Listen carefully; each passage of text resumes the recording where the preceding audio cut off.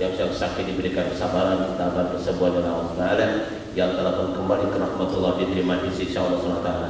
Dan semoga kita dijadikan hambanya yang husnul khatimah, putra putri cucu cicit yang berguna bagi agama nusa bangsa dan negara, yang bermanfaat di dunia wal akhirah, yang berbakti kepada Allah dan Rasulnya, juga kepada kedua orang tuanya. Kita doakan juga saudara-saudara kita yang berada di Palestina, di Rohingya, Syria, Irak, Afghanistan, Mesir dan Burma. Mudah-mudahan mereka diberi kekuatan dalam membela agama Allah dan diberi kemenangan dalam perjuangannya. Insyaallah. Fatihah. A'udzu billahi minasyaitonir rajim. Bismillahirrahmanirrahim. Alhamdulillahirabbil alamin arrahmanirrahim maliki yaumiddin. Iyyaka na'budu wa iyyaka nasta'in ihdinas siratal mustaqim. Siratal ladzina an'amta 'alaihim ghairil maghdubi 'alaihim waladdallin. Amin. Bismillahirrahmanirrahim. Nasrana sadrana wa yassirna amrana wa hlul 'uqdatam min lisanina yafqahuna radina billahi rabbil islam dinan wa bi Muhammadin nabiyyan wa rasulan wa bil Qur'ani imama wa bil mu'minina wal mu'minati ikhwana wa bil ka'bati qiblatan. Allahumma akrimna minka min nuril fahmi wa akhrijna min dhulmatil wahmi warzuqna faman nabiy nusani wa ihmal malaikal qarabin ila an tamassudna wa ridha matlubuna a'tina wa habbataka wa ma'rifatak. Allahumma aftah alaina hikmatan wa syur'atan min qadri rahmatika arhamar rahimin walhamdulillahi rabbil alamin. Alhamdulillah bersyukurillah wa salatu wa sallallahu ala washabihi wa ma'ala wa la hawla wa la quwwata illa billah. Qala ta'ala fi kitabih karim wa wasaqul qailin a'udzu billahi minasyaitonir rajim. Innal ladzina amanu wal ladzina hajaru wa jahadu fis sabilillah ulaika yarjuna rahmatallahi wallahu ghafurur rahim. Faqala Rasulullah sallallahu alaihi wasallam hijrata ba'dal fath wa jihadun aniyah. Sadaqallahul adzim wa sadaqal karim. Al-mukarramun para ustaz, tuan guru, tuan imam yang berbahagia, tuan-tuan dan puan-puan sekalian, syukur alhamdulillah pada hari yang berbahagia ini di pertengahan bulan Muharram tahun baru 1435 Hijriah ini kita ada dipertemukan kembali. Sepanjang lama saya tidak bersua dengan tuan-tuan sekalian. Ini kita bersua dalam suasana tahun baru, sehat, walafiat, satu kenikmatan yang tersendiri karena kita diberi izin oleh Allah SWT untuk menghirup udara segar di tahun baru 1435 Hijriah ini. Mudah-mudahan tahun ini menjadikan terbaik bagi kita sebagai kehendak daripada Rasulullah SAW. Orang yang beruntung hari esok lebih baik daripada hari ini, orang yang rugi hari esok sama dengan hari ini, dan orang yang bankrupt atau celaka hari esok lebih jelek daripada hari ini. So tidak ada alasan lain kecuali tahun ini harus lebih baik dari tahun yang lepas. Baik tuan-tuan sekarang untuk sebagai pemangkin untuk mengisi cita-cita dan doa kita kepada Allah SWT. Karena yang lalu mungkin tuan-tuan di awal bulannya, di awal tahun baru 1435, yaitu tepatnya 4 November yang lepas dan sekalian ya, hari Senin itu akhir tahun 1435, dan 5 November hari Selasa cuti ambil 1 November. Tahniah pada Tuhan ketika dia telah bertumus-lumus untuk berdoa pada Allah SWT. Tapi kadang-kadang kita lihat, saya sendiri mengadakan kajian Tuhan sekalian, betapa sembrononya, betapa gablek dan dekilnya orang-orang Islam diberi masa begitu baik, tapi tidak digunakan sebaik-baiknya. Ya contohnya akhir tahun ini, apa yang Tuhan lakukan? Banyak umat Islam yang tidak puasa contohnya. Akhir tahun tidak berdoa kepada Allah SWT, tidak berbondong-bondong ke masjid dan ke surau. Bahkan yang datang tempat shopping dan video shopping, ya, hanya duduk di pinggir depan TV dan jalan-jalan. Ya Allah ya Karim, kasihan. Awal tahun juga begitu, tidak digunakan untuk berpuasa dan berdoa pada Allah SWT. Pada Tuhan sekarang ingat, minta maaf ya, setback sedikit lah, supaya Tuhan-Tuhan akan datang tidak terperangkap dengan cara-cara yang tak betul. Karena masa yang Allah berikan hanya berlaku sekali dalam seumur hidup, tidak akan terulang kembali. Dan begitu pentingnya masa sampai Allah pun bersumpah dengan masa, wal asr, demi masa. Tapi kita sendiri yang tidak menghormatinya masa tersebut. Akhir tahun, awal tahun, jujur memang kita tidak pernah melihat atau dengar secara langsung untuk menghormati akhir tahun, awal tahun untuk perintah Allah. Allah nggak ada perintah untuk menghormati akhir awal tahun, dan Nabi juga tidak ada perintah. Namun Tuhan kan juga harus jujur dong. Lihat dari sisi yang lain, dalam penghormatan akhir tahun, awal tahun, Allah juga tidak melarang, Nabi juga tidak melarang. Jadi tuan-tuan, dalam posisi dalam ajaran Islam, kalau perintah dari Allah dan Allah tidak ada, begitu juga larangan juga tidak ada. Maknanya dalam posisi mubah. mubahtanya harus. Itu terserah pada kita. Untuk bagaimana melakukan. Tentunya sebagai orang beriman, orang yang soleh, orang yang muhsinin, surah muhsinin. Tentunya harus mencari sesuatu yang terbaik. Dengan catatan tidak boleh bertentangan Quran dan Sunnah. Sebagai orang Islam harus rujuknya kepada Quran dan Sunnah. Jadi andaikan Tuhan melakukan puasa di akhir tahun, ini suasana yang indah sekali. Karena puasa itu Tuhan sekalian termasuk apa yang difirmankan Allah SWT secara umum, secara dewa umum Tuhan sekalian. Allah berfirman dalam hadits qudsi yang artinya lebih kurang, seluruh amalan aku kepadanya ila shaum, kecuali puasa. Finally, puasa itu milikku. Wa ana ajzi bih, dan aku sedia membalasnya. Sama puasa wajib atau puasa sunnah, itu adalah milik Allah SWT. Karena puasa itu salah satu di antara sifat Allah, yaitu tidak makan dan tidak minum. Juga salah satu sifat malaikat, tidak makan tidak minum. Kalau kita puasa, luar biasa kan? Kita lakukan begitu. Apalagi bulan Dzulqa'dah, Dzulhijjah dan Muharram ini termasuk bulan yang dimuliakan Allah SWT. Secara garis besarnya begitu. Berdasarkan firman Allah dalam surat Taubat ayat 36. Tuhan merujuk pada itu. Bismillahirrahmanirrahim. Inna aidatash syuhur inda Allah subhanahu kita bilang ya ma khalaqas samawati minha arba'atun hurum. Terang jelas gamblang dan cetaweng-weng. Bulan Allah satu tahun ada 12 bulan. Di antara 12 bulan ada arba'atun 4 hurum yang dimuliakan Allah. Dalam Al-Quran disebut secara global, secara garis besar. Untuk detailnya kita rujuk pada hadis Rasulullah SAW. Ternyata Nabi menyebut dengan jelas terang bahwa 4 bulan itu ialah Dzulqa'dah, Dzulhijjah, Muharram. 3 berturut-turut, yang 1 terpisah namanya Rajab. So, awal tahun akhir tahun bulan Islam, yang keberanian Sayyidina Umar bin Khattab melakukan takbir Islam itu ada Hijrah atau Muharram, maka termasuk bulan yang dimuliakan Allah. Jadi mestinya tuan-tuan ya, akhir tahun kita berpuasa. Kemudian kalau tuan ijik ke masjid, ijik ke surau, coba ya nanti sudah terlanjur apa dari kantor. Yang akan datang ijik ke masjid, ijik surau, antarkan pekeliling kepada ahli koryah masjid untuk datang berbondong-bondong ke masjid, ke surau untuk mendengarkan tauhid pada Allah SWT. Tentunya isinya pertama bersyukur karena kita diberi kesempatan hidup 1 tahun tanpa ada halangan apa-apa. Syukur dong. Terima kasih kepada Allah SWT diberi kenikmatan. Dan yang kedua tentunya minta ampun. Kok selama 1 tahun itu banyak dosa yang kita lakukan. Majukan kepada Allah Ta'ala sebagai orang yang paham, orang yang mengerti, dia pandai bersyukur dan meminta ampun dan maaf. Itu mestinya begitu. Itu saudara sekalian. Baik. Kemudian diajak ke surau, ke masjid kumpul 1 jam sebelumnya. Setidaknya ada 7 amalan yang perlu kita majukan kepada Allah SWT.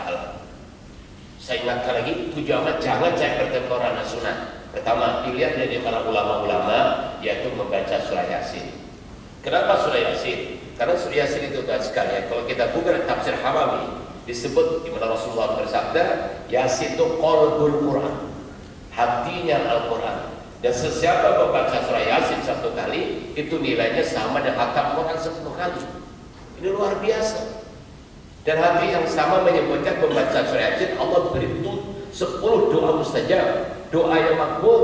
Nah, kita doa. Tapi tuan-tuan dan paman sembrono, tablet, tak kisah, mungkin terperangkap dengan ucapan profesor, doktor, engineer, lawyer, atau orang yang datang dari Timur Tengah. Wah, pakai hebat. Mana ada akhir tahun awal tahun peringatan Nabi tak perintah, tak ada apa-apa. Untuk apa peringatan? Itu bid'ah, tak ada gunanya. Terus tuan-tuan terperangkap. Akhirnya apa yang kita lakukan? Baik di depan TV tengok Upin dan Ipin sambil merokok atau makan kacang. Bandingkan dengan orang yang datang ke masjid ke surau menghadap Allah. Macam mana?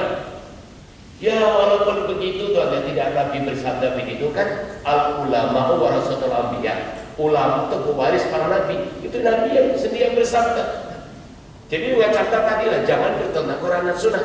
Baca surah Yasin itu Quran. Satu. Yang kedua zikrullah. Namanya kita yang ketiga. Yang kedua baca Asmaul Husna. Asmaul Husna itu perintah Allah tuan-tuan. Rujuk dalam Al-Quran Karim, Bismillahirrahmanirrahim. Walillahi asmaul husna fad'uhu biha. Allah punya nama-nama baik dan mintalah dengan nama itu. Itu perintah langsung dari Allah. Tuhan juga biarkan begitu saja, tak memilih. Rugi dong.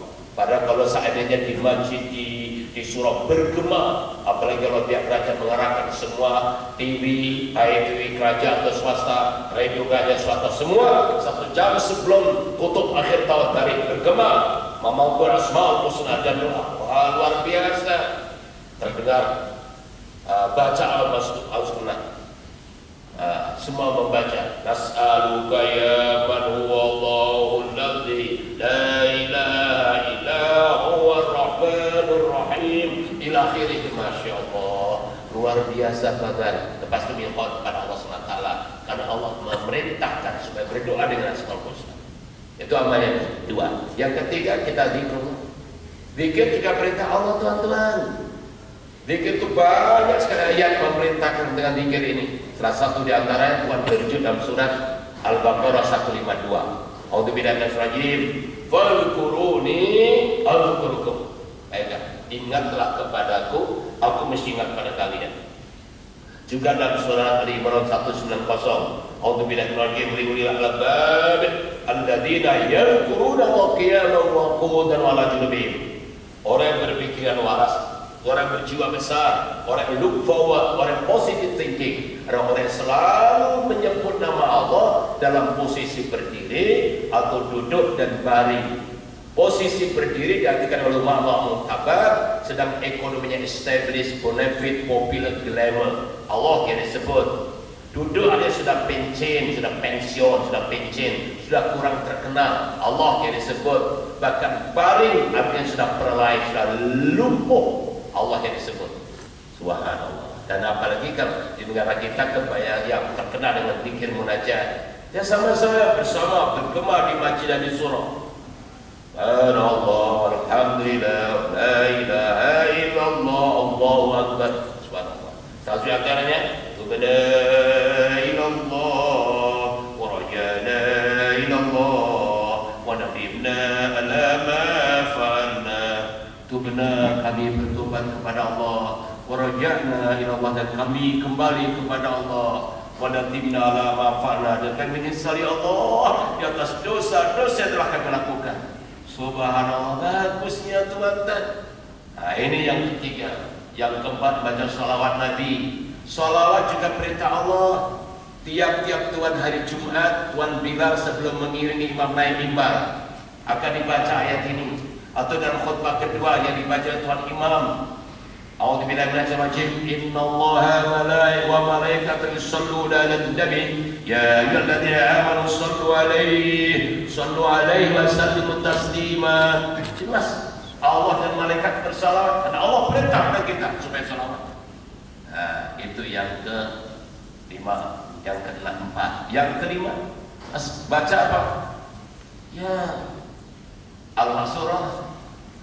Al-Ma'surah itu kan zikirnya Nabi dan diangkat oleh Asy-Syaikh As-Sa'bana menjadi zikirnya para ulama, orang-orang Islam seluruh dunia. Baik pagi maupun petang kita baca, isinya Quran dan sunnah-sunnah, hadis-hadis sahih. Tuhan biarkan juga. Yang ke-6 yaitu sedekah. Sedekah dalam Quran dan sunnah perintah sedekah tuan sekalian. Bersedekah tadi yang Tuhan ahli sedekah. Tiap-tiap hari kita kena sedekah. Bagi orang ahli dermawan Tuhan sekalian, dia selalu ada kotak amal. Kalau di surau di masjid tak sempat, di rumah ada kotak amal. Di rumah tak sempat, di pejabat ada pejabat kotak amal. Tak sempat ada kotak di kereta masing-masing. Pokoknya sehari tidak mau terlepas untuk memberikan sedekah. Karena dia tahu sedekah itu sekalian. Jelas itu sabda Rasulullah SAW. Hasilu awwalukum bizakat, wadawu bardakum bisadaqah. Hasil di akhir para ulama, jagalah dan tambahkanlah serta sucikanlah harta benda kamu dari zakat. Jadi zakat mempunyai 3 fungsi: menjaga, menambah, dan membersih. Subhanallah tuan-tuan sekalian. Tahniah pada tuan dan ahli zakat. Wadawu martaku bisadaqah, dan obatilah segala penyakit kamu dengan sedekah. Terutama bagi orang tua yang agak-agaknya sudah tua dan masih ada nyawa. Kita sarankan banyak sedekah Tuhan. Karena nanti sebentar lagi kalau meninggalkan dunia, baru sedekah rugi, jatuh nilainya, sahamnya jatuh. Tapi masih sehat, masih gagah, masih punya tanah kuasa untuk tenaga dan sebagainya, sedekah. Sarankan Tuhan begitu, biar mendapatkan bekal yang hebat di sisi Allah SWT. Jadi wadau obatilah segala penyakit kemudian sedekah. Jadi setelah Tuhan sedekah, masukkan kotak Bismillahirrahmanirrahim, sebut ibu, bapak atau nenek, anak-anak kita. Lepas sedekah Tuhan jangan berhenti berdoa. Karena Allah berfirman, "Ud'uni astajib lakum." Minta kepadamu saya aku beri. Dan Nabi mengatakan, obatilah penyakit dengan sedekah. Setelah masuk doa, ya Allah ya Tuhan kami, dengan sedekah yang tidak seberapa ini, sembuhkanlah penyakit kami ya Allah. Katakan penyakit Tuhan dan Tuhan ada di hati. Katakan contoh begitu. Bismillahirrahmanirrahim. Ya Allah, dengan sedekah ini sembuhkan penyakit saya. Tiupkan tapak tangan ini, sholawat 3 kali ke 5 kali ke akuyulah Tuhan, dan terus usapkan pada kaki yang sakit tadi. Bismillahirrahmanirrahim. Masuk. Insya Allah sama tahu keluar daripada surau kita ini, keluar dari mana masjid kita ini, Allah sembuhkan. Karena penyakit datangnya Allah dan hanya Allah yang boleh menyembuhkannya. Bukan obat. Obat itu sarana saja. Tapi Tuhan mengatakan dengan obat ini sembuh, itu menjadi syirik. Hanya Allah yang menyembuhkan. Tapi minta kepada Allah. Kemudian minta, ya Allah sembuhkan dengan sebab sembuhkan penyakit ibu bapak kan, inklusif ibu bapak orang tua. Tapi minta. Kesilapan kita selepas sedekah, Tuhan tidak minta. Kalau tidak minta menjadi Allah dan bagi, kami tak minta. Dia tidak boleh semacam handset tuan-tuan, handset tuan-tuan, ya. Mau SMS kepada saya, mau email kepada saya, dah ditulis dah, I love you forever. Katakan begitu, tapi tidak send. Mana ayat tahu? Betul kan? Kok senyumnya mencurigakan? Betul kan? Betul tak send? Mana tahu? Send dong. Ya itulah sekali kami itu. Bila sudah masuk tuh minta, ya Allah. Terserah sudah isinya berapa itu terserah. Yang penting ikhlas tuan-tuan. Mohon pada Allah. Karena ini dalil hadis dari Rasulullah SAW. Pada waktu tahun akhir tahun itu, si Tuhan datang ke masjid. Nawaitunya memberi makan kepada orang yang berpuasa. Memberi makanan kepada orang berpuasa nilainya sama dengan orang berpuasa. Ya terserahlah. Atau yang 1 periuk ke, atau sate 200 cucuk, 100 kambing, 100 ayam, atau durian saking 1 lori. Atau itu tuan-tuan. Yang penting datang ya Allah, bawa ke masjid ke surau. Subhanallah, luar biasa tuan-tuan. Dan yang terakhir, yang ke-7 berdoa. Berdoa akhir tahun, tapi didahului dengan doa-doa yang lain panjang lebar, tapi minta kepada Allah SWT. Nah, dan doa itu juga perintah Allah macam kita sebutkan tadi, ud'uni astajib lakum, mintalah kepadaku mesti aku beri. Jadi yang kita cadangkan, yang dijalankan para ulama tidak bertentangan langsung dengan Quran dan Sunnah. Coba Tuhan lakukan, cuma ditaruh di akhir tahun karena ini masa yang terpenting, momentum yang terpenting, karena tahun 1434 akan meninggalkan kita selama-lamanya. Waktu itu dah sakaratul maut istilahnya tuan-tuan. Kita iringi dong dengan talqin, dengan kita minta ampun Allah SWT. Karena 1434 sekarang sudah berada di surga untuk menghukum atau untuk mengadili kita nanti.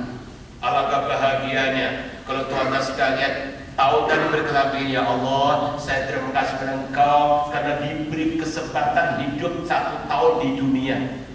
Dan saya bangga sekali dengan orang-orang kerja Petronas ini. Masya Allah, rajin sedekah, rajin sholat sunnah, rajin puasa sunnah, rajin zikir, rajin baca Quran, rajin beramal baik. Masya Allah, tahniah teman-teman sekalian.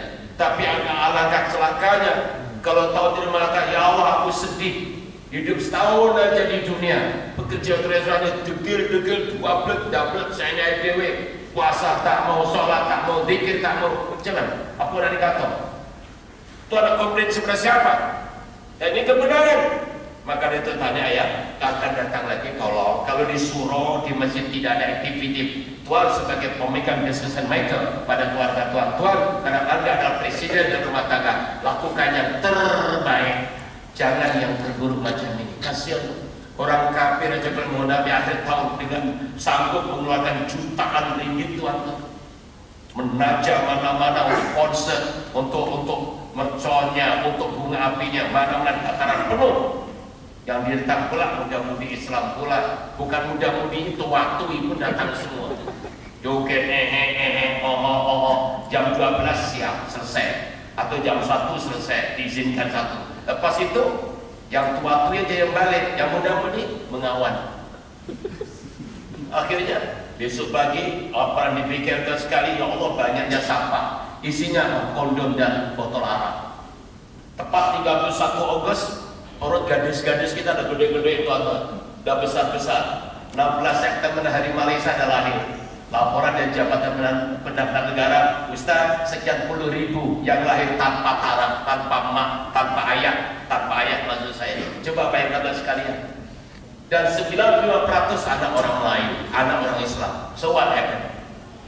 Ingat Tuhan, tadi kita harus menghalang dong, ya. Mari kita coba begitu. Baik, itu sekedar untuk mengingatkan kembali. Satu ketika kita jangan sembrono Tuhan ya. Jangan melakukan sesuatu yang terperangkap dengan ucapan-ucapan seolah benar, tapi itu adalah racun kepada sekalian. Bangkitlah Tuhan, ikut style Sayyidina Umar bin Khattab, berani melakukan transformasi Tuhan sekalian. Walaupun itu bid'ah, tapi datang bid'ah yang hasanah. Contohnya, keberanian Sayyidina Umar mewujudkan kitab suci Al-Quran. Kitab suci Al-Quran yang tertulis itu haruskan zaman Nabi ada. Nabi tak pernah perintah pun, tidak ada. Zaman Sayyidina Abu Bakar nggak berani karena tidak ada perintah dari Rasul, tidak ada zaman Nabi. Tapi time Sayyidina Umar jadi khalifah, memandangkannya hafizul Quran, sudah banyak yang meninggal karena memang sakit atau dalam peperangan meninggal. Maka beliau berpikir masa panjang, ini umat akhir zaman nanti bahaya kalau nggak tahu Al-Quran. Maka dipanggil Sayyidina Utsman bin Affan untuk menulis Al-Quran, dan tulisannya paling hebat disebut Rasul Utsmani. Disusun daripada Fatihah, Al-Baqarah, Al-Imran dan seterusnya sampai Minal Jinnati wan Nas, An-Nas itu tidak ada arahan dari Nabi, tidak perintah Nabi mesti susun begini tulisan, enggak. Keberanian Sayyidina Umar bin Khattab, akhirnya muncul Al-Quran yang luar biasa. Alhamdulillah, menguntungkan umat Islam. Ini keberanian beliau mengadakan satu perubahan dan terang-terang mengatakan hadis bid'atun hasanah, ini bid'ah baik. Dan keberadaan beliau menuntut takbir Islam. Dalam takbir Islam adalah hijrah, bukan lahirnya Nabi, bukan wafatnya Nabi, bukan bahwa Nabi dilantik menjadi Nabi dan Rasul, tapi hijrahnya Rasulullah SAW. Baik, sekarang ya, ini prolog saya belum mulai pengajian, dan prolog lagi. Maafkan aku karena terlalu rindu bisa dengan Tuhan sekalian. Jangan sampai kita terkeliru lagi lah ya. Kita diberi kenikmatan yang luar biasa, Tuhan tidak mensyukuri kenikmatan. Sedang tidak mensyukuri kenikmatan itu Tuhan sekalian, salah satu dosa besar. Mana buktinya? Buka dari kitab Al-Azkar oleh Imam Nawawi. Satu ketika Imam Abu Hanifah atau Imam Hanafi, madzhab Hanafi, Imam Hanafi pernah ditanya, Tuhan, tunjukkan saya dosa-dosa yang boleh merusak keimanan seseorang. Beliau mengatakan, jangan lakukan 3 perkara ini. Pertama, jangan sekali-kali kamu tidak syukur terhadap nikmat Allah. Karena tidak mensyukuri nikmat Allah bermana itu dan rusak imannya. Dan manifestasi syukur itu ada 3. Pertama dengan lisan, kedua dengan anggota badan, dan ketiga dengan mengeluarkan sebagian harta benda kita di jalan Allah. So, lisan harus mengucapkan suatu terima kasih kepada Allah SWT. Anggota badan sudah ajak sujud kepada Allah SWT daripada ujung rambut sampai ujung kaki. Jadi kalau ada orang yang rambutnya tidak ditutup auratnya, pada dia seorang wanita, itu bermakna tidak syukur kepada Allah SWT. Dan kalau tuan-tuan sebagai suami membiarkan istri keluar meninggalkan aurat, Anda adalah dayus, tuan-tuan sekalian. Dayus tidak dibenarkan masuk surga, dan istri jangankan masuk surga, mencium bau surga tidak dibenarkan oleh Allah SWT. Itu hadis sahih dirujuk dari kitab 4 hadis penawar hati. Hati-hati tuan-tuan, itu cara syukur begitu. Dan yang ketiga, mengeluarkan sebagian harta benda kita ke Allah. Nah, yang kedua, kata Imam Hanafi, jangan kamu suudzon kepada Allah. Apapun juga yang Allah berikan kepada kita mesti ada hikmahnya. Kalau tak Allah menguji kita pun, bukan Allah benci kepada kita, bahkan Allah sayang kepada kita. Sebab bagaimana? Apabila diberi kenikmatan, diberi makan, minum semua free of charge, semua enak, tahu-tahu lupa kepada Allah, maka diberi bala, akhirnya sakit masuk hospital, Di hospital, Masya Allah, tuan majalahnya pun mesti majalah solusi atau majalah Islam. Tasbih selalu ada di tangannya, Majmu' Syarif ada di sampingnya, Yasin kecil ada di sampingnya. Luar biasa. Setiap orang ini sholat sunnah Allah Akbar. Dalam takdir kan bisa sholat sunnah duha, boleh sholat taubat, hajat, istikharah. Kalau lama sholat tasbih, malam-malam bangun sholat tahajud. Padahal orang sedang sakit gak bisa bangun. Ini luar biasa. Bermana Tuhan akan diberi kesempatan untuk berkomunikasi langsung kepada Allah. Itu kalau yang paham. Yang tak apa, ngomelnya apa, salahku, akunya apa, kenapa gini, kenapa begitu. Macam Allah tu pakcik dia pula. Di soal-soal. Mana ada? Tak boleh tuan sekalian. Itu yang kedua. Yang ketiga, jangan berlaku zalim kepada siapapun, termasuk pada diri sendiri, karena Allah sudah berfirman dalam diskusinya, artinya lebih kurang, aku haramkan atas diri kezaliman, dan kezaliman aku haram pada seluruh umatku. Jadi kalau orang melakukan kezaliman, jelas itu bertentangan Allah SWT. Tuhan hidup di dunia ini, walaupun kita 1000 tahun nikmat yang luar biasa, kesana kemari selalu dihormati orang, tapi kalau sudah meneraka dari kepada Allah, masuk kubur satu atas, anak kuda serah tumbuh, dililit anak kuda satu hari aja, segala kenikmatan kita hilang Tuhan. Tak ada apa-apa. Oleh itu tolong dong, biar kita susah di dunia, tapi jangan sampai susah di akhirat. Yang paling bagus ya bahagia dunia, bahagia akhirat. Itu kehendak Allah SWT dan Rasulnya. Baik-baik, jangan melakukan kezaliman, sebab hanya condong saja sudah diharamkan Allah Ta'ala. Rujuk di surah Hud ayat 113. A'udzubillahi minasyaitonir rajim. Wala tarkanu alladziina dzalamu fatamassakumun nar wa ma lakum min awliya tsumma la tuhsarun. Jangan kalian cenderung, jangan kalian condong kepada orang zalim, kalian dicampakkan ke dalam neraka. Cenderung Tuhan, condong aja sudah haram, apalagi menyokong lagi dalam nerakanya. Allah tidak akan mau menolongnya. Baik, Bapak sekalian, dalam hari yang sebaik ini, saya nak ingatkan dari saya, Bapak sekalian, ayo kita rujuk kembali surat Al-Baqarah ayat 218. Ya, ini ada kaitannya dengan bulan sekarang ini, bulan Muharram, bulan Hijrah. Ayat tadi sudah saya baca, kita terjemahkan secara langsung, arti lebih kurang begini. Innal ladzina amanu, sesungguhnya orang beriman, walladzina hajaru, dan mereka yang mau berhijrah, wajahatu fisabilillah, dan orang mau berjihad di jalan Allah, ulaika yarjuna rahmatullah, mereka yang layak untuk memohon rahmat Allah. Wallahu ghafurur rahim, dan Allah Maha Pengampun dan Maha Pengasih dan Penyayang. Jadi di sini kita bicara kualifikasi, bicara kelayakan Tuhan dan sekalian. Allah memberi tip kepada kita, kalau Tuhan dan Tuhan kita nak mendapatkan rahmat Allah, mengharap rahmat Allah, ada 3 syarat. Tuhan harus menjadi tiga golongan. Pertama, orang yang beriman, kedua mau berhijrah, dan ketiga jihad di jalan Allah. Bicara kelayakan Tuhan, itu adalah hidup dan kehidupan manusia. Segala-galanya perlu kualifikasi. Anak kita mau masuk university pun, atau kita dulu langsung anak kelayakan. Kita nak pinjam duit ke bank, mana-mana bank untuk beli rumah atau kereta, harus ada kelayakan. Kita nak bawa kereta di jalan pun harus ada kelayakan. Nak mengambil gadis yang cantik yang kita idamkan pun harus ada kelayakan. Itu wajar Tuhan sekalian. Jadi Allah sekarang berbicara kelayakan. Kalau Tuhan ingin mendapat rahmat, ingin mengharap rahmat Allah, Allah menyebut lima kana yarju. Yarju itu mengharap Allah. Baik, tuan-tuan, kata harap ini kajian dari Dr. Syekh Sabik dan Profesor Hasan Al-Siddiqi dan ulama-ulama khalaf dan salaf. Harap ini, kata harap itu ada tiga hal yang harus mendahului, dan ada 3 perkara yang menyudahi. Luar biasa, ditaruh oleh Allah di tengah-tengah. Liman kana yarju, seorang mengharapkan Allah. Sebab orang tidak akan mungkin mengharap Tuhan kalau tidak dijauhi dengan kata takut, dan tidak mungkin dijauhi kata takut, tidak mungkin ada rasa takut maksud saya kalau tidak dijauhi dengan kata cinta, dan tidak ada kata cinta kalau tidak dijauhi dengan kenal.